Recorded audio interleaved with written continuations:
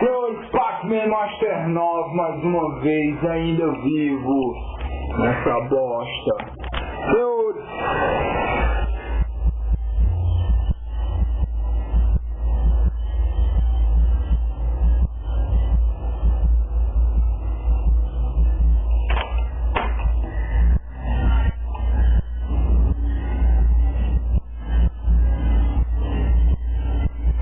isso é na frente da minha casa.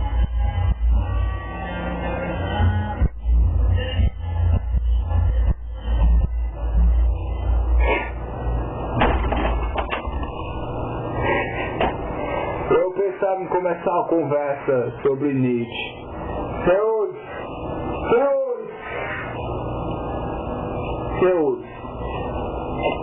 eu perdi aqui, eu raciocínio completamente. Eu vou ter uma conversa aqui com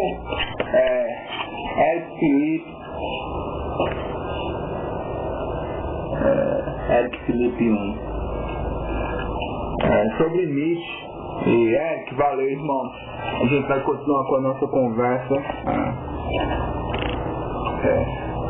Mas como o Eric não foi a única pessoa que me enviou perguntas sobre Nietzsche, parece que depois que eu falei que eu fiz Universidade de Filosofia, o primeiro filósofo que as pessoas pensaram foi Nietzsche. E eu recebi perguntas dele e de outras pessoas também.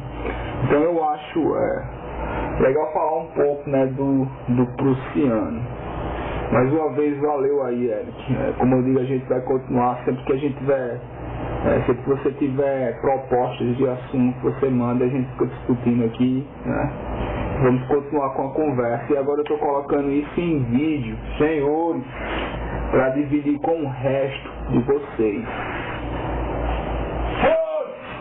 Senhores!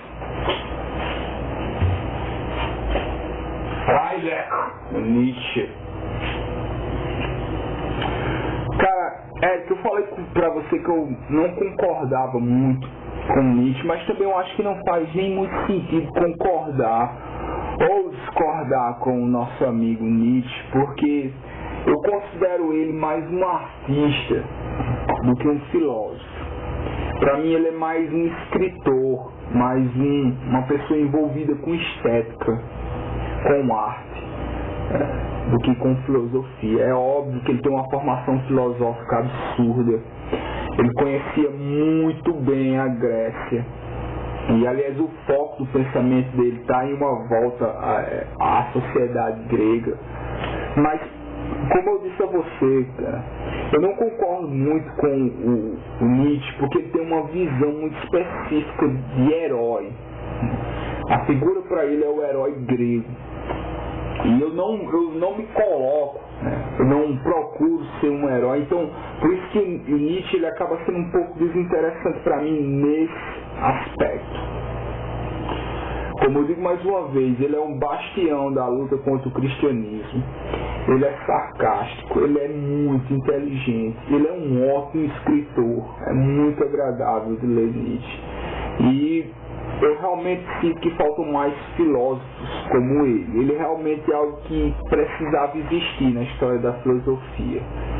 Mas eu não concordo com Nietzsche, eu não aceito totalmente por causa dessa visão dele de heróis, de que existem pessoas que são simplesmente superiores. E aí você me falou com relação ao mito da caverna, em que talvez algumas pessoas que consigam despertar para uma realidade queiram voltar para a caverna para ajudar os outros a despertarem também. O problema é o seguinte: para Nietzsche, segundo o que eu conheço, eu li quase todos os livros dele, só não li os primeiros. Acho que eu não li a Gaia Ciência. Bem, ok. Mas, as obras principais, e para mim eu aconselho, ainda acredito que o Anticristo é a melhor entre elas. E é exatamente a mais curta, mais direta, mais objetiva, mais clara. E é um livro escrito através de notas, que eu gostaria de fazer isso também. Os capítulos são muito curtos, os pensamentos são muito jogados na sua cara, assim. Eu gosto disso, da objetividade, da clareza e da simplicidade. E Nietzsche é um mestre nisso. Ele não fica tentando enrolar como 90% dos filósofos fazem para parecerem inteligentes quando estão disputando bolsas de pesquisa nas universidades. Senhores, a figura do herói. Para Nietzsche, a pessoa que despertou para a pessoa que consegue ter uma visão de mundo mais ligada à natureza, porque Nietzsche acredita que a grande maioria das pessoas vive numa espécie de sono metafísico, criado por uma metafísica da ralé, que é o cristianismo. O cristianismo é metafísica para as massas, como ele mesmo diz. E essa metafísica da ralé, da mundiça, que é o cristianismo, foi tirada de Platão, segundo Nietzsche. Ele fala mais ou menos assim: o grande criador, senhores, do cristianismo foi Platão. Eu não sei se os senhores sabem, aliás, nem o próprio Platão poderia um dia sonhar em relação a isso, porque Platão foi o primeiro a falar em um mundo das ideias, onde tudo era perfeito, de como a nossa realidade ela é imperfeita em relação a essa dimensão superior, extrafísica, intelectiva. E o cristianismo pegou disso, mesmo que depois eles queimassem os templos platônicos. É algo realmente digno de cristãos.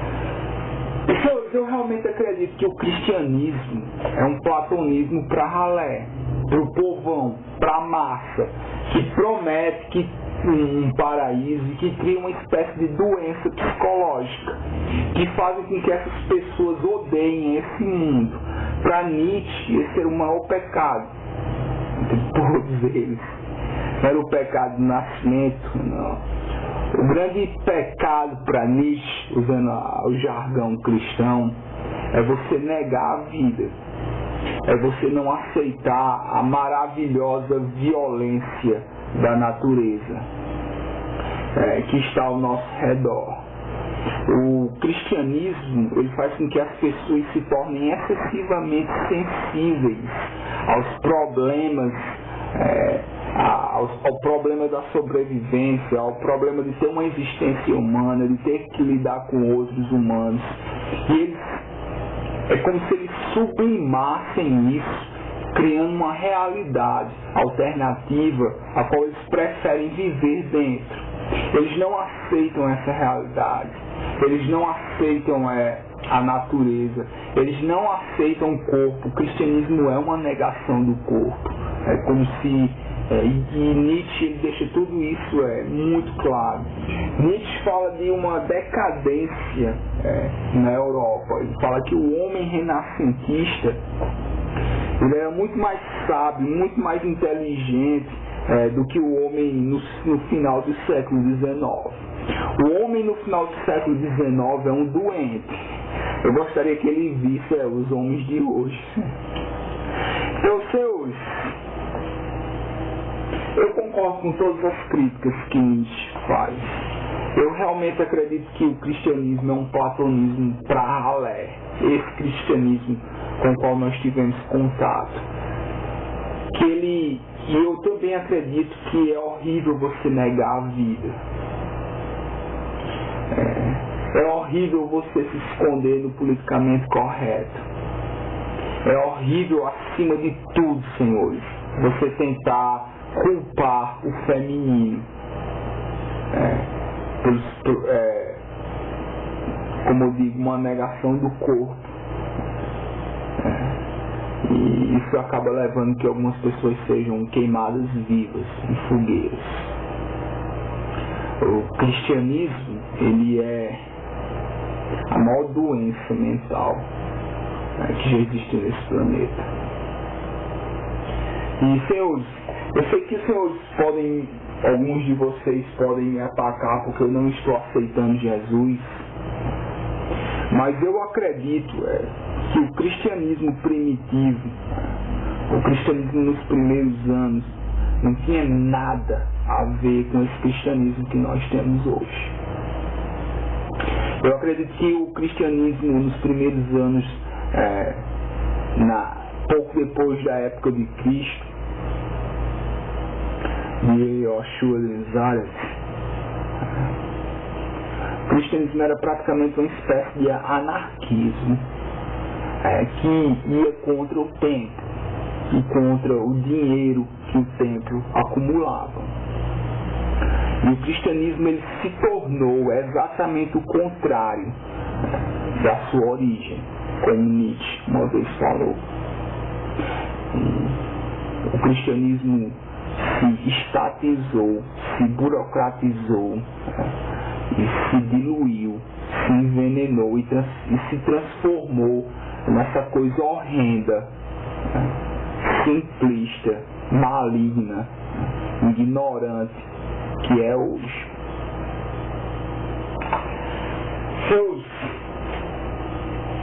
Eu concordo com Nietzsche com relação a como você se torna uma pessoa mais digna, mais sábia, quando você tem contato real com a natureza, com as outras pessoas. E que os cristãos são simplesmente covardes em fazerem isso. Eles se escondem, mas eles preferem dizer que eles se guardam. E eles não querem ter contato com a violência que é própria da natureza. Eles não querem ter contato com a sexualidade que é própria da natureza. Porque eles odeiam esse mundo. Eles odeiam o corpo humano. Eles odeiam a ideia de prazer e sexo. Eles odeiam os inebriantes.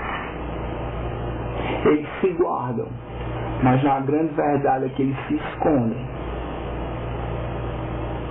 E isso é uma negação da vida, em prol de uma outra hipotética que virá depois dessa. Nietzsche também foi um bastião contra a filosofia universitária. Porque Nietzsche, logo no Anticristo, na introdução, ele fala que toda a filosofia alemã é descendente da religião protestante. E isso eu concordo plenamente. Todas as instituições filosóficas com suas bolsas de pesquisa prendem os professores universitários dentro de uma determinada visão. O filósofo mais nojento na visão de Nietzsche seria o Hegel. Senhor Nietzsche prega uma sabedoria, uma filosofia fora da universidade.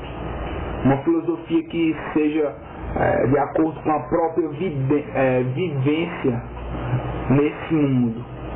Ele não concordaria que você se tornaria nem um pouco mais sábio se trancando dentro de um quarto lotado com livros.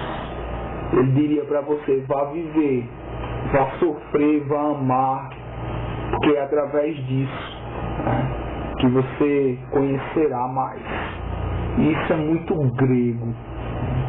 Isso tem muito a ver com sexualidade própria dos gregos, que foi abafada na Idade Média. Senhores, nós nos infantilizamos, nos afastando da dor da vida e do prazer do sexo. E hoje, senhores, nós, principalmente nós que somos homens, nós somos terrivelmente infantis. Eu já falei isso aqui mais uma vez.